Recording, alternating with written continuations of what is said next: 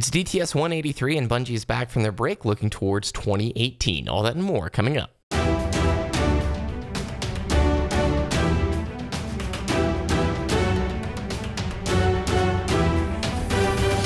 You're listening to Destiny, the show.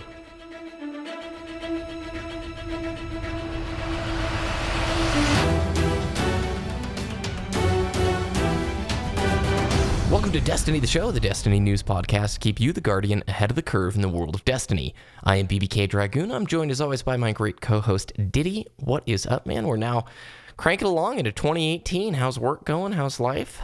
Work is super crazy. We're picking up. We've got some nice milestones for our company in 2018 that we have to grind out some public events to. Oh wait, sorry. No, we've got some nice goals. Since last year, I did start the new job. I'm about 6 months into it right now, and it's going really well. That's good to hear, man. That's very good to hear. And the poodles? Poodles they're awesome. We are finishing up with Whiskey's Manners 2 class. That's just continuing obedience. And after that, at our training center, we're allowed to do more recreational dog sports like agility and rally, which is competitive healing. There's also nose work where they have to find a scent in a room. And then agility, they kind of wait because you have to have a better handle on the dogs. And Whiskey is only 6 months old, so his growth plates are not fully formed yet. So they want to wait for those to fully form before he does all the jumps and everything. Dude, that's so cool. I know what agility is, but what was the thing? Competitive healing? What was that called? It's called rally. You go into a ring or whatever. There's a course, right? There's signs laid down on the ground or propped up, and they have different healing exercises throughout the ring. So it's a course that you walk through with your dog, and they have to stay with you. They do stays, downs. There's sometimes a jump involved. There's like turns and everything, and they have to stay with you the whole time. It's actually really fun. It's pretty cool. I hope you know I am picturing though a dog in the co-pilot seat saying left 3 minus over right 6 crest as you're like rallying through the woods. So that was the image that popped into my head. Yep, that's pretty much exactly what it is. I knew it. Oh, totally. So this week is going to be probably a quick show. Bungie has returned, or they are in the course of returning from the holiday hiatus from the TWAB, the annual ritual where they, we don't get an update for a couple of weeks, 2-3 weeks, but they are in the house back. And this Thursday will be the first TWAB. We're recording this Monday, so you guys will know before we do and before we talk to you next time what they are going to discuss. Obviously, it's going to be a pivotal few weeks to see how they interact with us the next, I would say month to 6 weeks, what we can expect coming down the pipeline.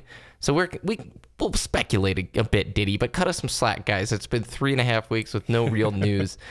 We are going to talk about some leaks from the database. Looks like Crimson Days might be making a return, Ditty, so we'll get to talk about that. You are like one of 10 people I remember. You loved that, didn't you? The Heartbreaker buff thing?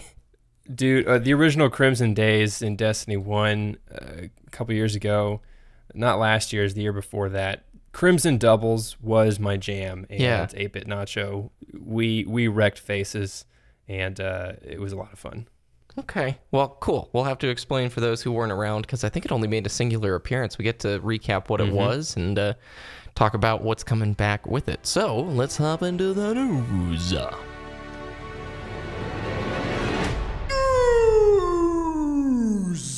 Why don't we just start with Crimson Days right now, Ditty? So this was sort of a Valentine's Day themed event, and this was back in 2016. So our first sort of year of experiencing live events. We had Festival of the Lost, we had SRL, and then we had Crimson Doubles. And I'm going to read here from the old Crimson Double page. The all-new Crimson Doubles game mode will be available for a limited time. It was just a week. Launch Crimson Doubles via the featured activities section, and essentially it was 2v2, and the Broken Heart buff was in effect. So if your teammate falls to the opposite in Crimson Doubles, you will be infused with the power of Broken Heart. In your vengeful state, you will be faster on the draw and much quicker to recover from any damage you take. Use this boost to avenge your partner and keep your dreams of victory alive.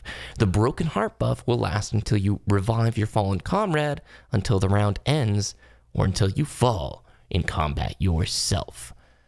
Ditty, this is where the chocolate ghost came from. I just remembered that.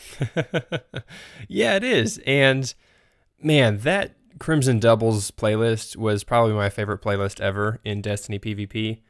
I've actually got, we might be able to link it, shameless self-promotion. I have a montage of clips that I got from that playlist where I used only the No Land Beyond and Sidearm, which at the time that combo was just stupid. And it was like no one was doing it. And I'm a hipster, a Destiny hipster, but it was just a ton of fun, right? And I've got some clips, and it's really nice that I think, it's got some nice music.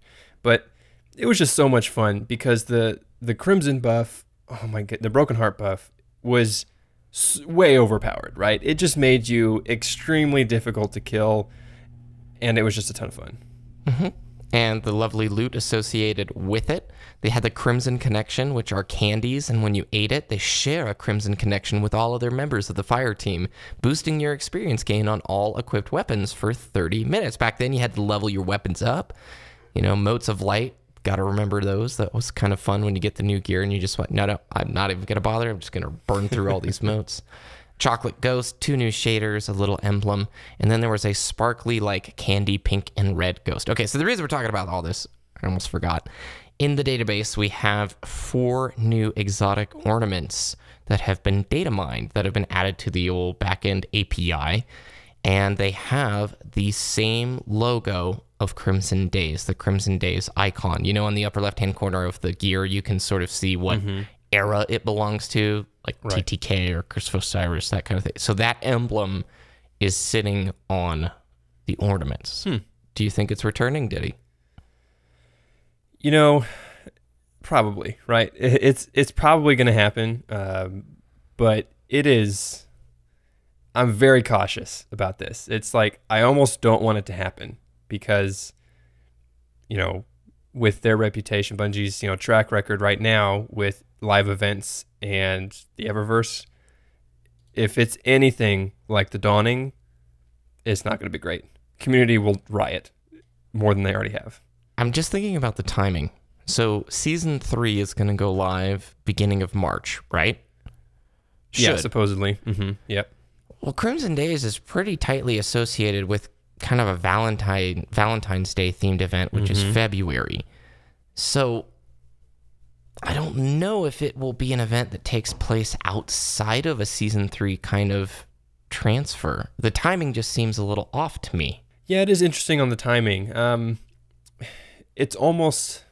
It is a really awkward stage because we're just getting back from the Bungie holiday break, right?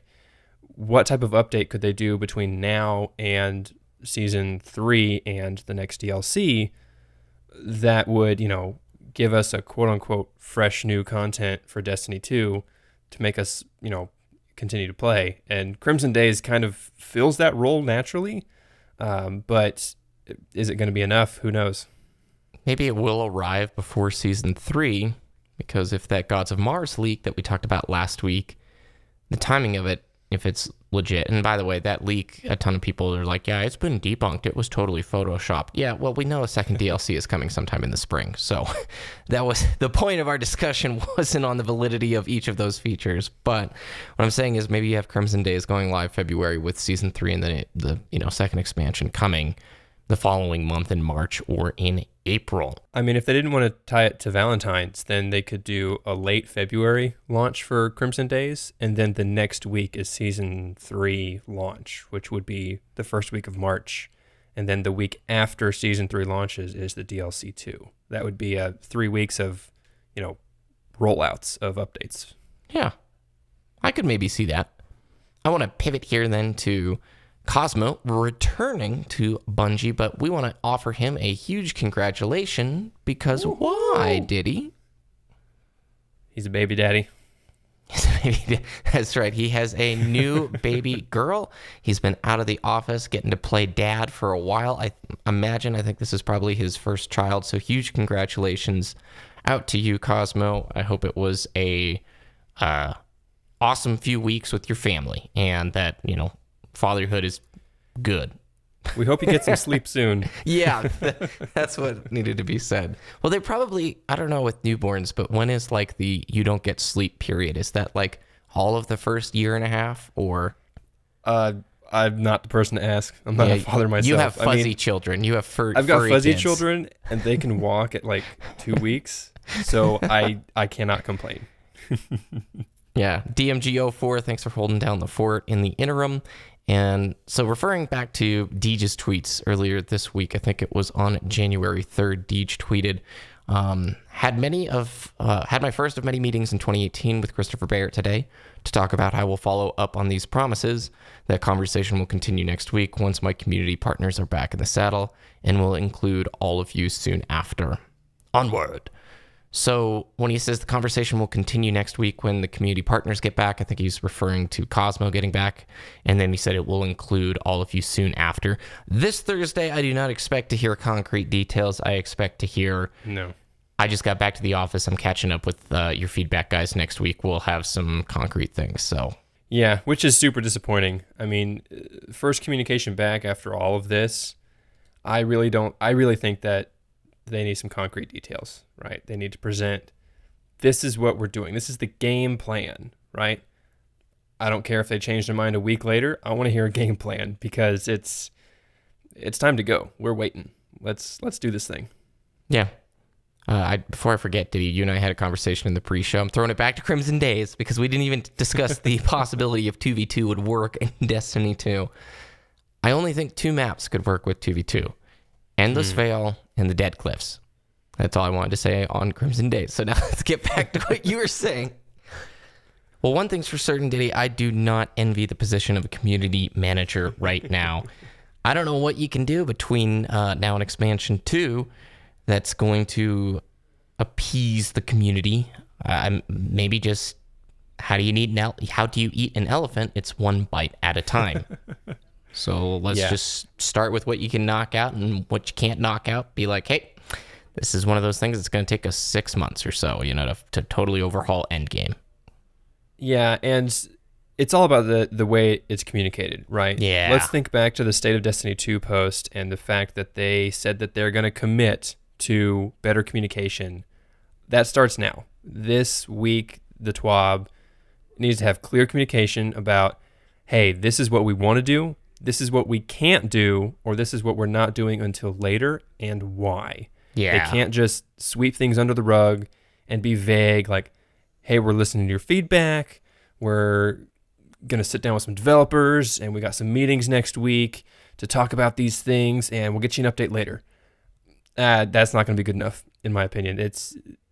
Let's have them eat their words, or whatever the phrase is, and own up to that commitment to better communication, because it's really the why, right? That we have never known. It's if they say we're not doing this, they never say why, and it's frustrating just to not hear that clear and detailed communication from a developer. Case in point, 6v6. They've gone out of their way to not mention the phrase 6v6. And if we don't get PvP stuff talked about very, very soon, it's going to be bad. Because trials numbers are hemorrhaging. They've fallen off a cliff. If I had a perfect situation, it'd be like, hey guys, we hear that you really, really would like faster time to kills, and you enjoyed 6v6 a little bit more. We're going to work towards that reality instead of just ignoring it altogether. Does that make sense? I don't think I phrased it as well as I wanted to. It just seems like so many people have yelled and screamed. There was something about D1's PvP that was more fun that's missing now. Why can't we talk about it? Yeah, and even something like, hey, we made this design decision for Destiny 2 Vanilla. Based on your feedback, we're going to take another look on our stance on this. Mm-hmm.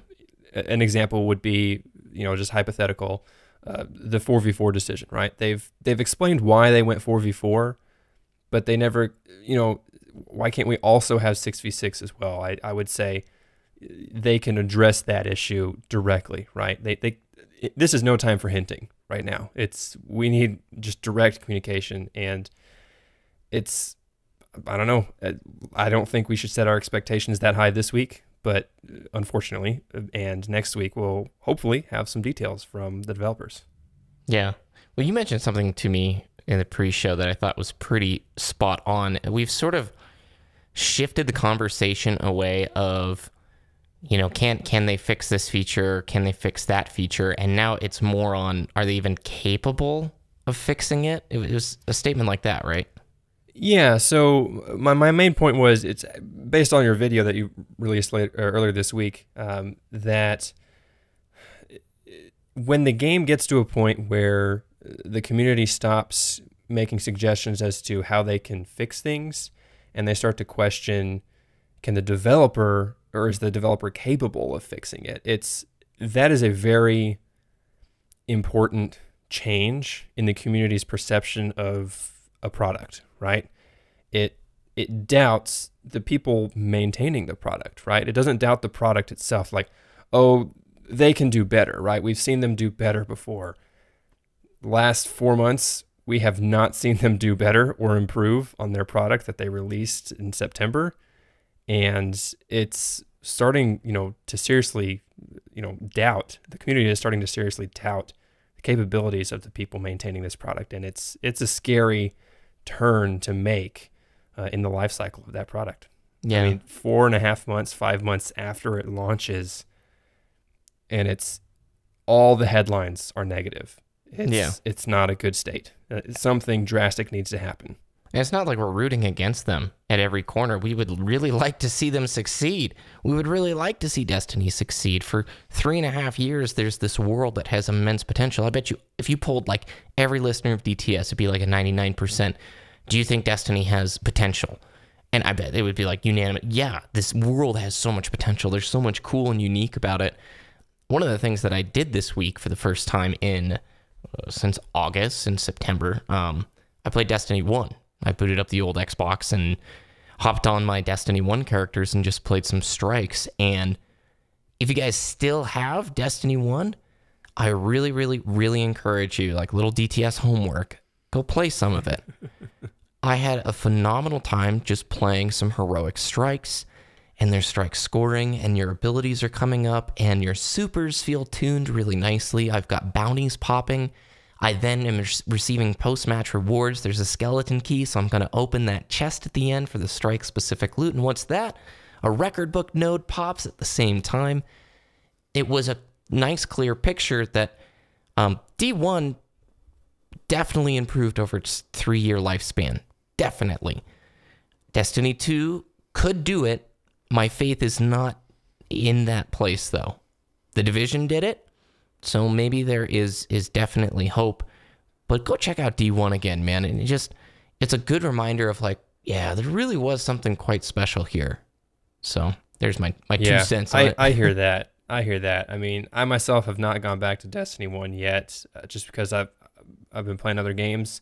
But yeah, and those moments do bring us back to the conversation of, well, yeah, Destiny 1 is more of a finished product than Destiny 2 was. And then, of course, we restart all those conversations all over again that we had at launch, like, why did Destiny 2, blah, blah, blah.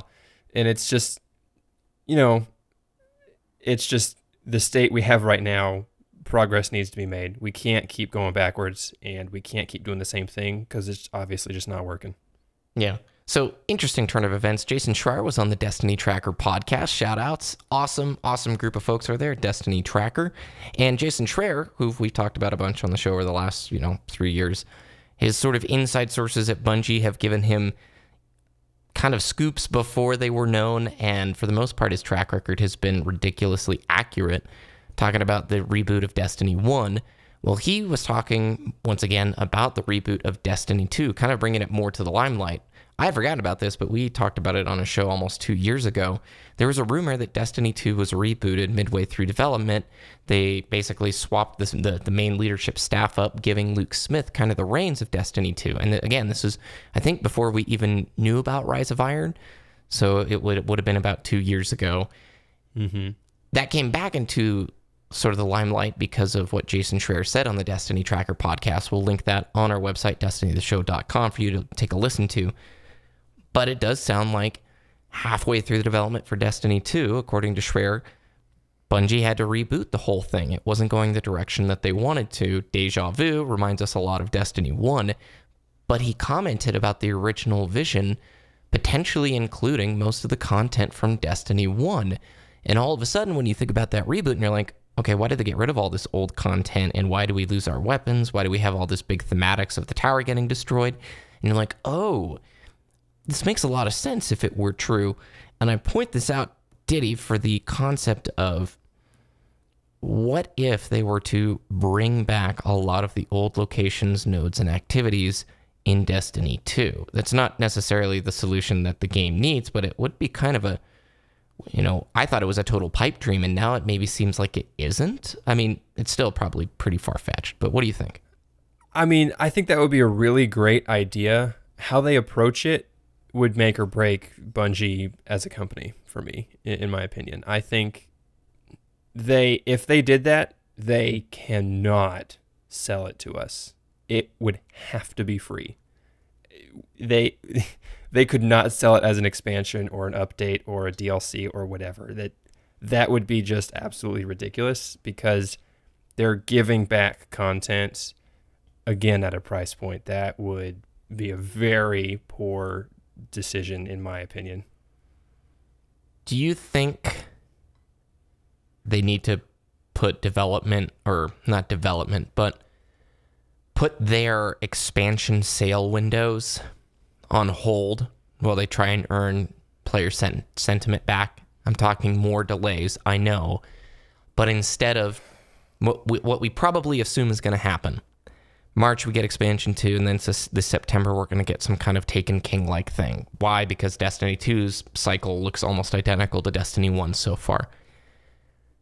I, as a player, don't feel ready to buy more stuff in the state that the game is in. Exactly. And I will put money on the table that you're not the only one that has that opinion, right? Mm-hmm. I mean, there's going to be a lot of people that say the only reason I'm playing DLC 2 is because I got the expansion pass. I've already paid for it, right? Yeah. And that's the only reason they're going to play it, right? I don't see DLC winning back a lot of people who have not already paid for it, or earning new players who have never touched Destiny before. Obviously, the content cycle is identical to Destiny 1 launch. The key moments are going to be, 1, the launch date of DLC 2, and if they stick to it, of course, depending on what that content is, would also make or break. But 2 would be a summer update. We have never seen a summer update in Destiny ever, right? Mm-hmm. I'm excluding House of Wolves, because House of Wolves was supposedly going to be around that March-April launch date, but they pushed it back a little bit to kind of quote-unquote fix it, right? That was the April update that we got in year 2 of Destiny 1, or year 1, after Destiny 1 launched. But after that, like, we had the Taken King, and that was for a year until Rise of Iron, and there was no summer update. And if there's a summer update this year, that'll break the cycle. That'll show there's going to be more content coming to Destiny 2, but of course it depends on what's in that content that, would make it a higher quality product or not. Yeah. We're currently on like week 3. If you go to the Bungie forums, it's just text wall after text wall of remove Eververse posts. I mean, there's a dedicated group of people who are voicing their opinions very strongly in there. So there's, why is it hashtag remove Eververse and not hashtag Neververse? That's what I've been wondering this whole time. Why can't we just do hashtag Neververse? Yeah. I mean, it just flows a little bit better. It's semantics, whatever. If they aren't going to hit their sales metrics and the drop-off rate of players engaging with the franchise goes south, and then you have them going to Activision and saying, hey, our player base really wants us to shift Eververse and make it less of a priority, less of a centerpiece within the game, I just don't see how Activision is going to look kindly upon that, especially after they've now expanded the studio to, 800 plus people, 900 some odd people. And plus again, the 2 other companies. Yeah, I mean, it makes it even more crazy to think about if they were going to delay anything. I think this is a real pickle. You're a real pickle, Bungie, and I don't envy being a community manager having to write a post this Thursday, but I wish you luck. I hope you guys succeed, and I hope you can find a way to smooth things over. The quarter four investor earnings call will be early February. Last year's was February 9th. I don't think you're going to hear anything concrete from Activision regarding this stuff. It's not like... We never really have. Right? No. The only time I can think about it is calls, Infinite Warfare. When Infinite Warfare's like YouTube video was the most disliked ever. And even then, they didn't make it that big of a deal in their call. Yeah, I mean, people look at the earnings calls to find new details about the next Destiny expansions. We've never heard rumors or drops or leaks from that. It's just talking about what happened last quarter, right? They're, whatever. I can parody every single investor earnings call ever with Activision Blizzard, and it's always, Overwatch has so many players, and our attachment rates are the best ever, and Overwatch League is about to take over the esports world, which it actually is, because Overwatch League just started, right? Yeah, and apparently it's not as big as a flop as we thought it would be. It's going pretty well. Once I saw, like, the team skins and how much work they're doing with the observing, it actually is really quite elegant to watch. It still kind of looks like a giant balls of mayhem when you have a big team fight, but you can sort of be like, oh, right, the black and green team is the Outlaws, and I don't even know the color schemes of the other teams, but it was a lot. During the World Cup, it was easy to watch, Yeah, first-person shooters are hard to spectate in terms of an esport, because we've seen it before and they've seen it successful, but it's not like League of Legends or Dota or anything. It's not a top-down strategy minded game. It's whatever. But I think the best part about Overwatch League is Monty. He's my favorite caster of all time. When he did League of Legends, I always watched his streams, and I really like his personality, his on-air personality, and it's really nice. It's always entertaining to hear him cast. Doa came with him, right? He's casting? Yes. Okay, cool. Yeah, Monty and Doa are hands down the best casting duo of any game, right? There was a video, I'm just going to tangent here real quick, about Doa. My first encounter with Doa was he had to fill in a caster desk for a game he had no knowledge of. And it's the funniest cast ever. Maybe I'll send you a link. It is so funny. He's like, and he's casting with people who know the game, right? So they think it's hilarious. He's like, and so the green guy is, okay, he just did a hook, and he deleted the other guy. All right, so they're gonna move in. Nope, they're not doing that. Okay, enemy's doing this, and it was just, it's hilarious. He has no idea what he's talking about, but he does his best. If you put that in the show notes, I'll put that on the website, destinytheshow.com. Right. I'll find it.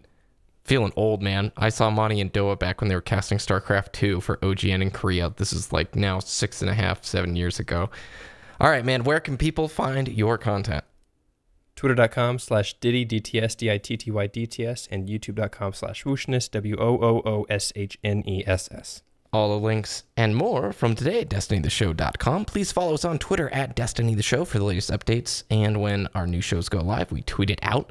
Join the conversation on our Discord at discord.me/DestinyTheShow. You can follow me on YouTube and Twitter at BBKDRAGOON, and soon to be Twitch again, actually, in the somewhat near future. Ooh, yes.